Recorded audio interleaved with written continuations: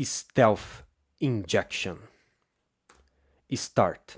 Combina elementos de técnicas Early Bird APC e EDR Preloading.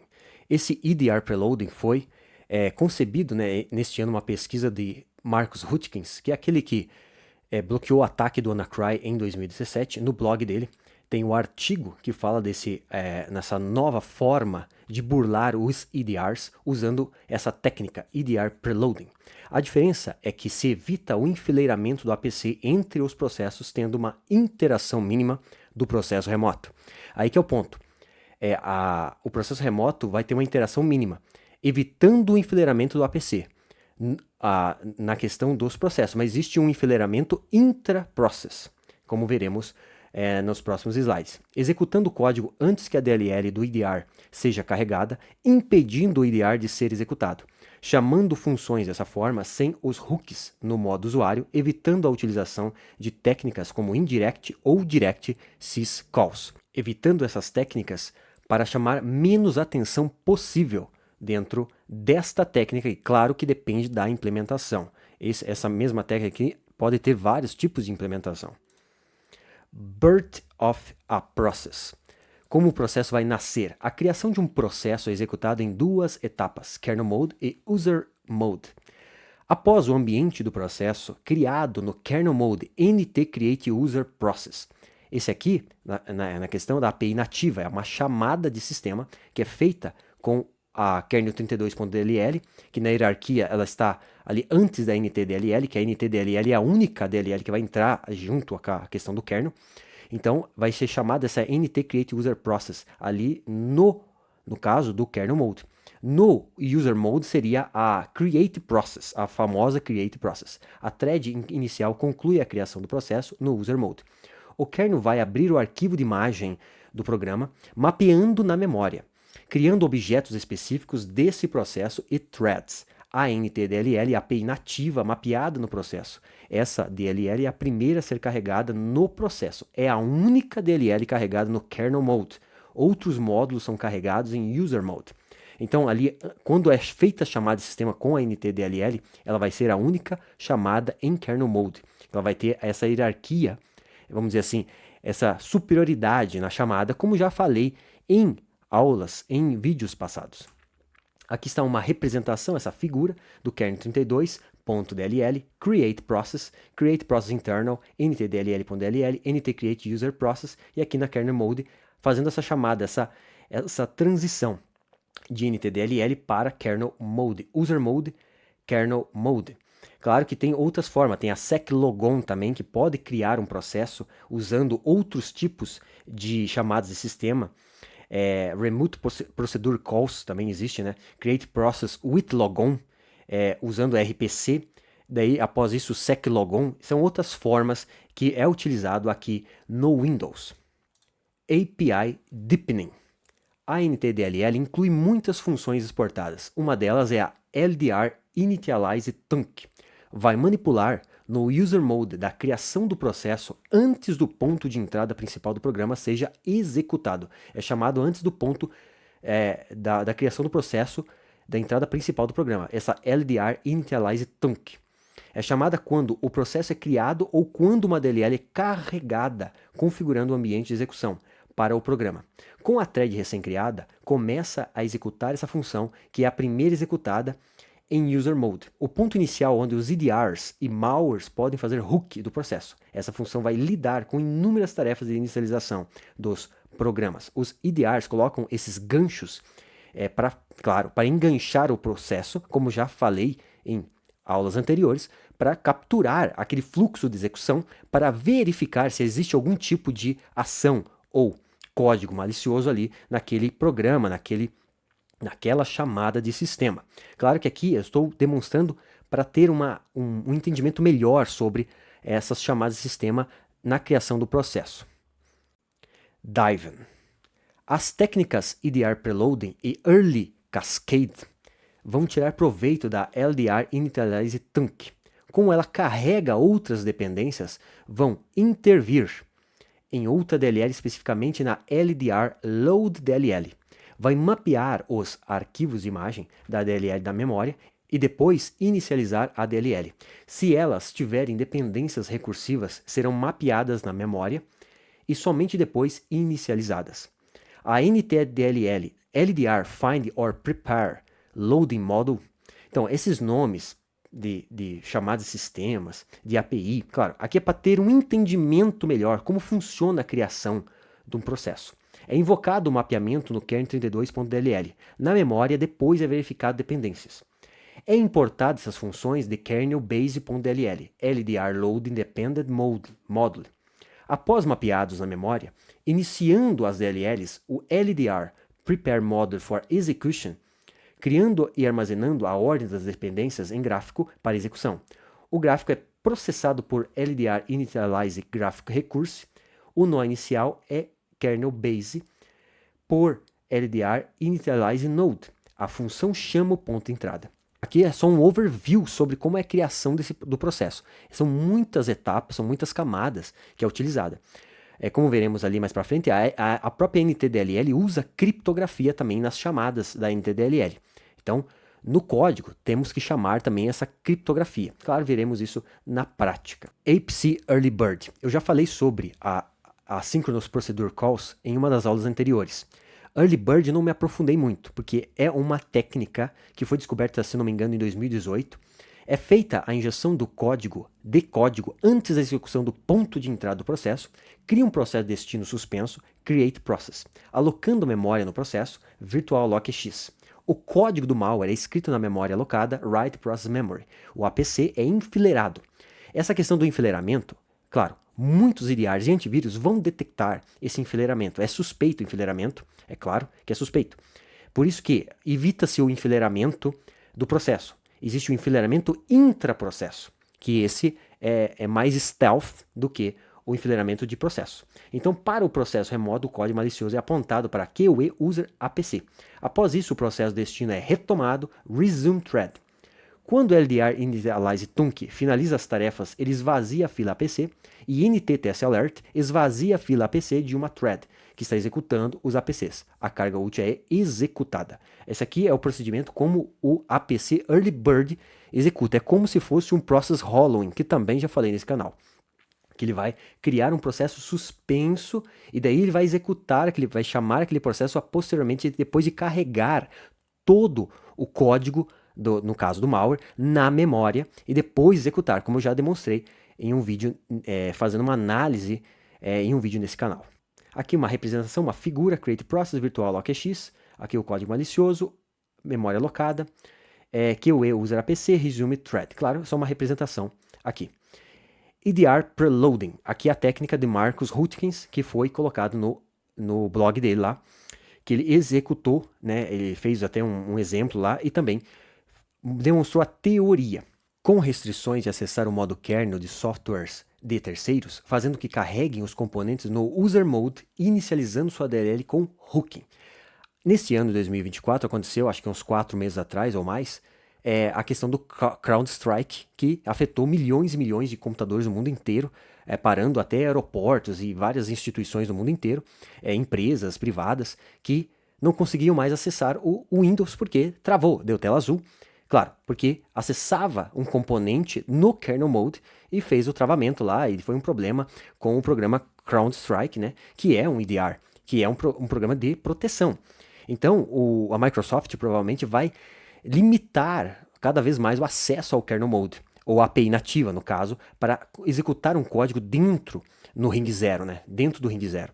Então isso vai causando uma questão até mesmo para um atacante, né? Do próprio EDR. Ele não vai conseguir mais verificar em kernel mode certas chamadas. Ele vai ter que só abordar dentro do user mode. Daí ele vai poder só trabalhar ali, dentro do ring 3. Essa técnica impede a inicialização de DLLs, fazendo o EDR não conseguir interceptar as chamadas da API. É criado um processo suspenso, o ponteiro de retorno é NTDLL AVRFP API, Lookup Callback Routine. É sequestrado em ntdll.dll. Vai atribuir o endereço inicial do código do malware ao ponteiro de retorno de chamada. Após, é executado em user mode na criação do processo, retomando do estado suspenso, sendo invocado o código malicioso, controlando o fluxo de execução. Porém, a execução do código é restrita pela API nativa, não documentada. Isso limita as ações que podem ser executadas.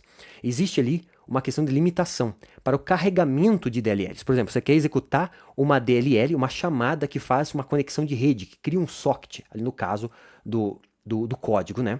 Então, ele não vai conseguir carregar, porque existe um negócio chamado loader lock, que é como se fossem uns semáforos, ou, no caso, mutexes, que é questões de sistemas operacionais.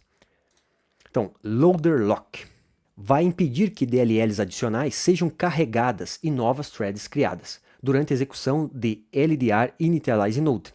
O loader lock vai sincronizar o carregamento das DLLs. As sessões críticas são mecanismos, eles são mecanismos de sincronização semelhantes a mutexes. O que é um mutex? Ele é derivado do semáforo. O semáforo, ele é como se fosse uma variável, ele vai controlar o acesso a recursos compartilhados ali dentro do sistema operacional, na criação de threads e também no carregamento de novas DLLs. No caso aqui o loader lock é do Windows, né? É uma função do Windows, mas é um semáforo, é como se fosse um semáforo. Isso é a teoria de sistemas operacionais. Quando esse processo criar uma thread, ele vai tentar acessar um recurso. Daí ele vai decrementar o valor do semáforo. A mutex é uma abreviação, né? É Mutual Exclusion. Ela é um tipo de semáforo. Ela vai ser um tipo de semáforo e vai permitir ao processo acessar essa thread ou recursos, né, quando um processo ou thread adquire esse mutex. Então aqui está a questão do loader lock. O loader lock, quando a função precisa acessar o banco de dados do módulo PEB LDR Data, é o Process Environment Block. Uma das funções mais conhecidas que acessa o banco de dados é a Get Model Handle, recuperando o endereço da base da DLL usado por malwares, resolvendo funções da API nativa. Mas se for chamado durante a execução das chamadas da API, ocorre um deadlock e o processo vai travar. Se ele impedir o carregamento, ocorre um deadlock e o processo trava e ele é impedido de prosseguir o fluxo daquela execução. Early Cascade Injection. Aqui entra a questão da técnica principal aqui no caso desse vídeo. E é a técnica principal que é utilizada. Pelo fato das restrições impostas pelo loader lock, é preciso explorar alternativas na criação do processo para injetar o código. Claro, lá no caso da técnica do Marcus Heutkens, ele vai utilizar a técnica que ele criou. Claro que há alternativas no carregamento. Dentro do próprio NTDLL existem seções ali que você pode tentar burlar isso aí, para não ser bloqueado o load lock, com o loader lock. É uma dessas alternativas que vai permitir a execução do código durante a criação do processo em user mode.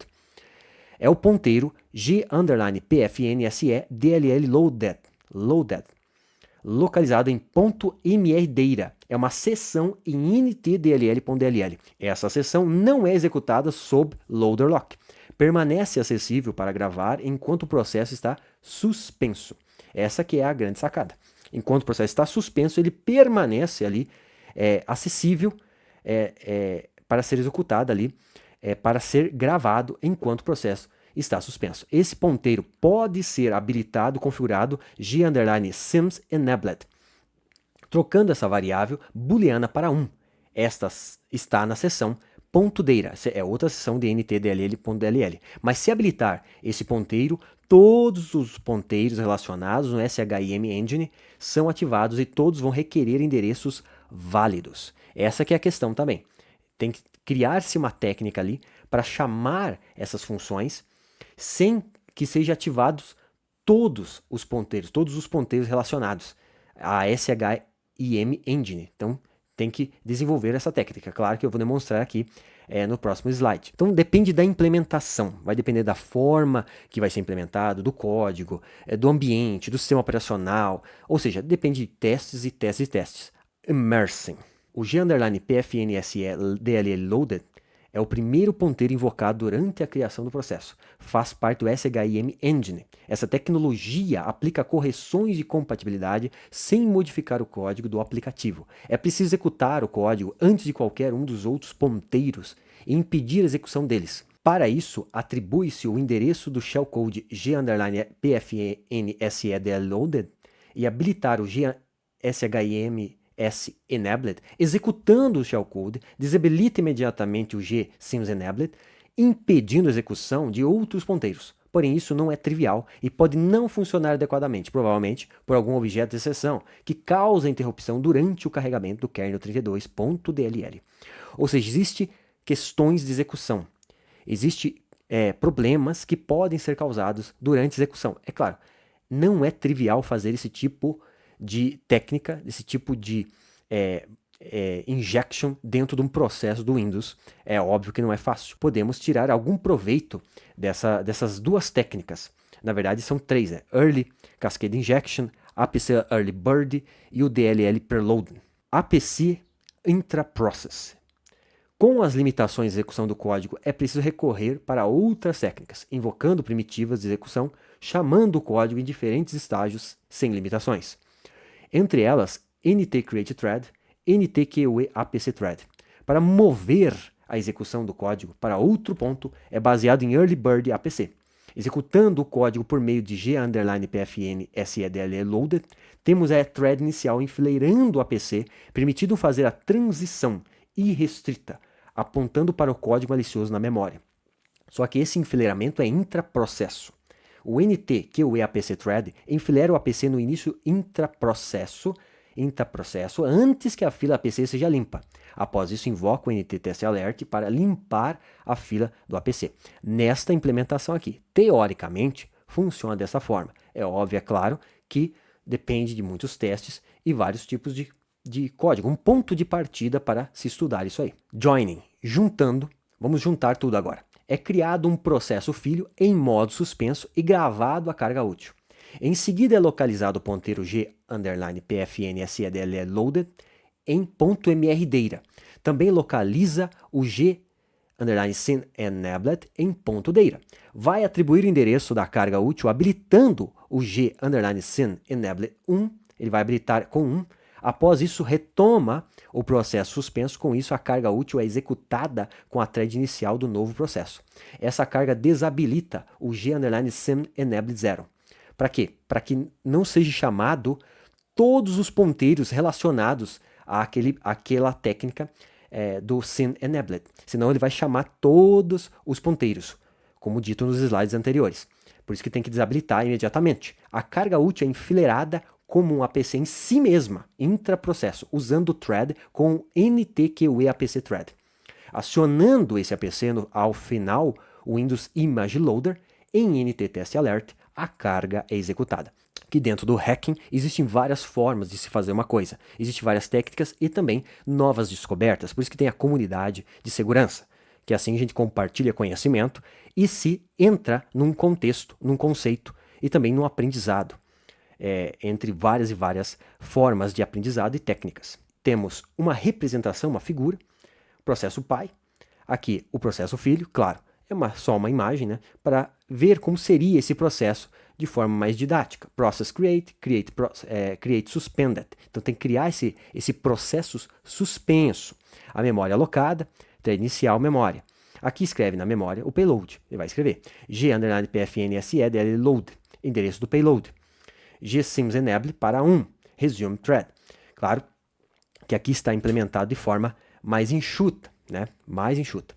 Aqui temos no user mode o NTTestAlert APC, que executa o payload. Claro que aqui o g_sims_enable tem que colocar para 1 também. Depois para 0, para não chamar todos os ponteiros, como dito no slide. Executa o payload g_pfn sedll loader e aqui ele NTTestAlert APC, que executa o payload no user mode. Então agora vamos para a parte prática, demonstrando um código do GitHub para nós podermos ver ali o código e ter uma noção mais prática de tudo isso. Então agora continuando a parte prática, estou aqui no Windows 10, já baixei o Early Cascade, que é o código do GitHub. O GitHub que eu baixei esse código é do Cracked 5 Spider, está no GitHub esse código. É baseado nas técnicas do Marcus Hutchins e também em pesquisas do Outflank, que é um blog que falou também da técnica do Marcus Hutchins e também outras técnicas que ele implementou, usando, né, o sims_enabled e o pfnsdll loaded. E foi testado aqui no Microsoft Windows 10 e tal, nessa versão aqui. Aqui está os códigos, Cascade Injection.sln. Então precisamos do Visual Studio Code instalado. Clicando 2 vezes, claro, executando isso aqui em ambiente seguro, isolado, é claro, porque são testes, né? E não sabemos exatamente como está implementado isso. Nunca se confia 100% num código que não conhecemos. E nem os arquivos que estão ali, né? Por isso que temos que tomar cuidado. Então, se formos vendo aqui o código, ele coloca as referências aqui do Bypass EDRs, o EDR Preload, que é baseado no blog do Marcos. Está aqui em hexadecimal. Aqui tem as referências em assembly, as chamadas, o que ele faz em assembly, todas as chamadas aqui, em hexadecimal. Essa carga, podemos ver aqui que se procurarmos suspended, podemos ver que o processo aqui vai create process A. Ele vai fazer o quê? Ele vai criar o processo em modo suspenso. Aqui, ó, create suspended. Eu não vou rodar esse sistema aqui.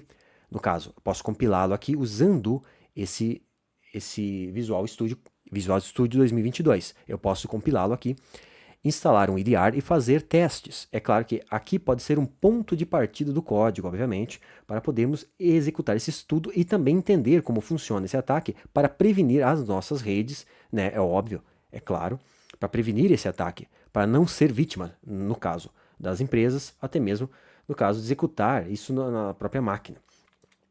Então é criado em modo suspenso, essa que é a grande questão. Aqui é chamada a size of Cascade Stub, underline 64. Então, se formos ver aqui, existe uma chamada que é a return c underline ptr router 64. Aqui no caso é a criptografia, que é chamada, que a criptografia do NTDLL é sempre a mesma, nas mesmas funções, no mesmo local, no mesmo endereçamento. É o log shared cookie, user cookie. Aqui, ó, lp void sys encode fn pointer. Então está aqui, ó, shared user cookie. O long, tá aqui, ó, o endereçamento, sempre no mesmo endereçamento, são as mesmas funções sempre. O Windows, ele é nesse padrão, é padronizado isso aí. Então, após ele fazer o create suspended aqui, ele vai dar um length e também memory virtual alloc. Ele vai alocar essa memória aqui no sistema. Posteriormente, secmrdata, section aqui, ó, get model handle a. ntdll.dll, o que vai fazer .mrdata, e aqui o ponto data, como nos slides. No caso aqui, usando o SYN enabled e o pfnsdll loaded. Diferente do caso do Marcos, que ele utiliza outra seção ali, né? Outra parte das chamadas de sistema, é utilizado o SYN enabled. Prosseguindo aqui, o main cpy, cascade stub, que é a carga lá em cima, com o SYN enabled aqui, gvalue, cascade stub, novamente. Ok, gvalue 0, quando ele zera, né? Porque foi posto para 1, depois zera, né? Quando ele zera, para não carregar todos os ponteiros. Como, né, na teoria, no caso. Depois enfileira interprocesso, ó, get proc address, get model handle a, ntdll.dll, ntqa apc thread. Novamente o cascade stub, size off. E aqui prossegue todo o fluxo, o código, né? Claro, tudo isso aqui pode ser um ponto de partida para fazer esse processo aqui funcionar dentro deste laboratório. É óbvio que os EDRs sempre vão tentar impedir. É aquela corrida de gato e rato, né? Como já dito. Muitas vezes é dito isso, que o atacante sempre está tentando fazer uma forma de burlar, e também as empresas sempre tentando proteger da melhor forma. Claro, a Microsoft também ali no Windows e tal, e com os sistemas de EDRs e antivírus. Eu posso, claro, executar esse código compilando ele. Build Cascade é o compilar solução, né? O Build Cascade Injection, ele vai compilar aqui. Ó, a compilação concluída, eu já compilei na realidade. No caso aqui está em x64, release, fica aqui. Esse código é público, é um código de estudo, é um POC, é um Proof of Concept, e fica a questão de cada um fazer seu estudo. Colocando aqui esse executável no DAI, podemos verificar, claro, foi compilado em 64 bits, ele não usa um packer, né, uma compressão, como podemos verificar aqui, ele vai carregar. Podemos ver aqui o compilador que foi utilizado, toda a configuração. Se formos ver aqui a questão da entropia, 63% não usa, né, um packer. Se tivesse mais de 7% aqui, provavelmente era pecado, né? Então é claro que não, pelo código ali a gente pode perceber, mas é óbvio que ele é Little End 64 bits. Eu coloquei aqui no x64dbg, coloquei um breakpoint base thread init tunc, só para fazer um teste, e abri aqui o process monitor. Se nós pegarmos aqui o process create, coloquei um filtro aqui, né, no nome do processo, process create na operação, process create e create thread, e também no process name, o nome do processo. Clicando aqui 2 vezes, podemos ver aqui, ó, LDR initialize tunc, aqui é a criação, o Scene Engine Dynamic e o LDR load DLL. Como na teoria, né, podemos verificar que parte da teoria se realmente é dessa forma que é executado. Claro que eu não executei ali todo o procedimento, mas é mais ou menos assim que faz. Então aqui está o exemplo. Se gostou do vídeo, deixa um like. Muito obrigado por assistir esse vídeo e até mais!